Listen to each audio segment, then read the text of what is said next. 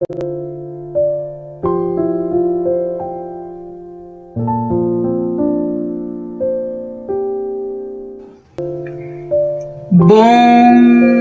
dia!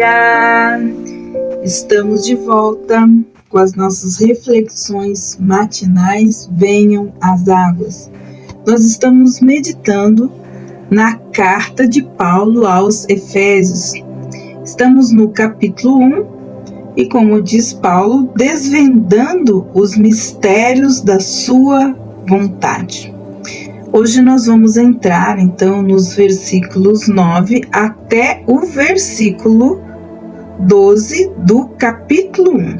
E vamos conhecer um pouco mais desses mistérios, dessas bênçãos e dessas riquezas. E diz assim, então, a palavra de Deus. Ele nos revelou o mistério da sua vontade, segundo o seu propósito que ele apresentou em Cristo Jesus, de fazer convergir nele, na dispensação da plenitude dos tempos, todas as coisas, tanto as do céu como as da terra.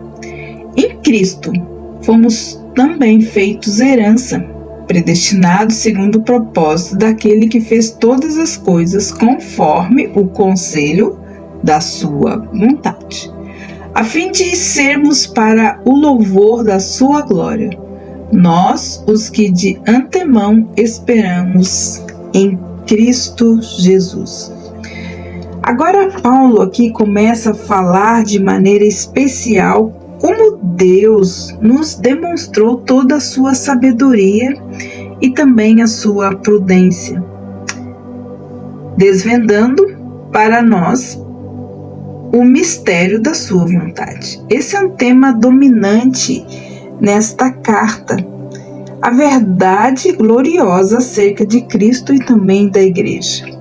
É um mistério, não no sentido de ser oculto, porém no sentido de ser um segredo santo, previamente desconhecido, mas que agora é revelado aos santos. Esse plano glorioso originou-se da vontade soberana de Deus, a parte de qualquer influência externa. Por isso ele diz, segundo o seu beneplácito. O objetivo desse plano é o Senhor Jesus Cristo, que é indicado pela cláusula que propusera então em Cristo. A sua vontade foi proposta a cada um de nós por meio de Cristo. Paulo aqui então inicia no versículo 10 uma explanação mais detalhada do plano de Deus. Então, nesse capítulo, ele considera principalmente o aspecto futuro desse mistério. Os capítulos 2 e 3 vão esclarecer isso nesse tempo presente. Mas agora a época que Paulo tem em vista é indicada pela expressão a dispensação. Dispensação quer dizer administração no grego, oikonomia. A dispensação da plenitude dos tempos. Então, entendemos que isso se refere ao milênio, quando Cristo, então, voltará à terra para governar como Rei dos Reis e Senhor dos Senhores. Deus, ele tem uma economia ou um plano especial de administração para o tempo final da história humana nesse mundo. Esse plano qual é? Então, esse plano é fazer convergir em Cristo tudo o que há, tudo irá convergir para Cristo. Durante o reino milenar, todas as coisas, tanto nos céus como na terra, convergirão em Cristo.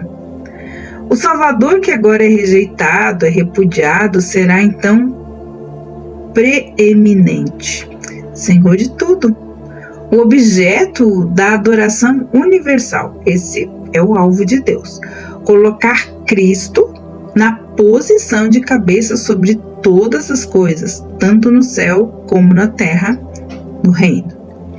A extensão, o reino, a extensão do domínio de Cristo se encontra nas palavras todas as coisas, tanto no céu como na terra. Este é um segredo nunca antes conhecido. Na profecia de Isaías, temos um lindo quadro de terra durante o milênio. Porém, o que sabemos sobre os céus durante o milênio, quando Cristo será o cabeça? Acaso Isaías disse alguma vez que uma vez que todas as coisas, tanto no céu como as da terra, convergerão num homem glorificado? Então, nós temos aqui esse aspecto importante acerca dos cristãos, principalmente aqui falando de descendência judaica. Paulo escreve: nele digo, na qual fomos também feitos herança. Então, o seu direito de participar da herança não está baseado nos antigos privilégios nacionais, mas somente na sua união com Cristo.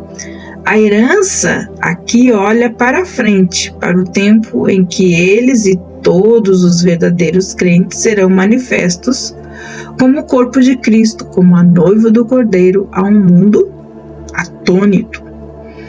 Desde a eternidade, aqueles crentes judeus estavam separados para ocupar um lugar de privilégio conforme a vontade soberana de Deus, como ele fala ali, sendo predestinados segundo o propósito daquele que faz todas as coisas conforme o conselho da sua vontade.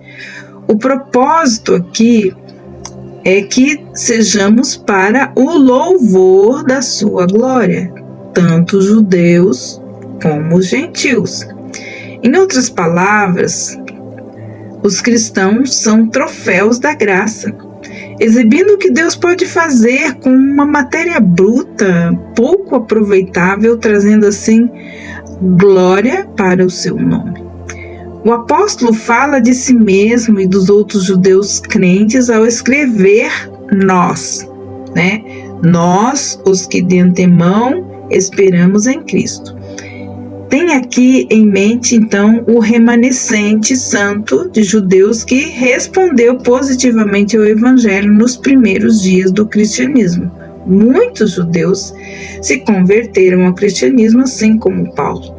As boas novas foram pregadas em primeiro lugar aos judeus, todos sabem. A nação de Israel, porém, em sua maioria, rejeitou completamente o Evangelho. Contudo, um remanescente piedoso creu no Senhor Jesus. Paulo, então, fazia parte desse grupo de remanescentes. Será diferente quando o Salvador vier pela segunda vez. Pode ter certeza, crendo você ou não, que esta nação olhará para ele, como diz Zacarias 12:10, que diz assim: a quem transpassaram, pranteá-lo-ão, como quem pranteia por um primogênito.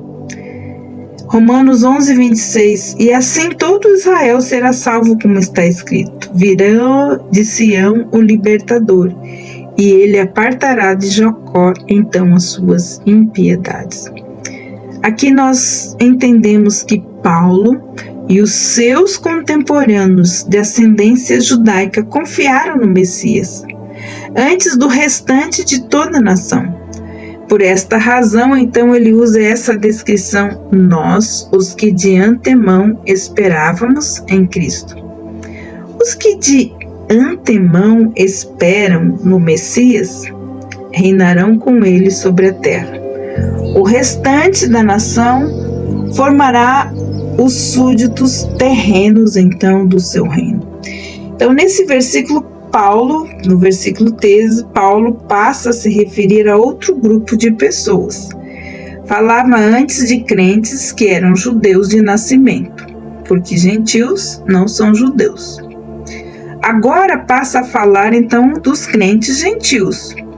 Agora ele usa, então, não o nós, mas a palavra, mas o descritivo vós, em vez de nós.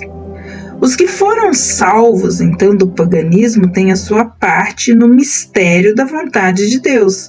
Então, assim como os judeus convertidos, dessa forma, Paulo, então, menciona as etapas pelas quais os efésios e outros, que seriam os gentios, incluindo nós, foram trazidos em união com Cristo.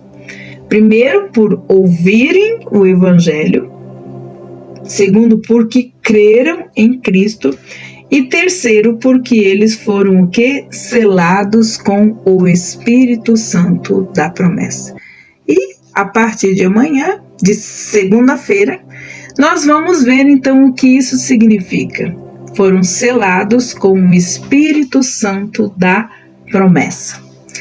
Que Deus abençoe você e até segunda-feira com as nossas reflexões matinais. Venham as águas, conhecendo os mistérios da vontade de Deus, tanto para judeus como para gentios. Que Deus abençoe você e até lá!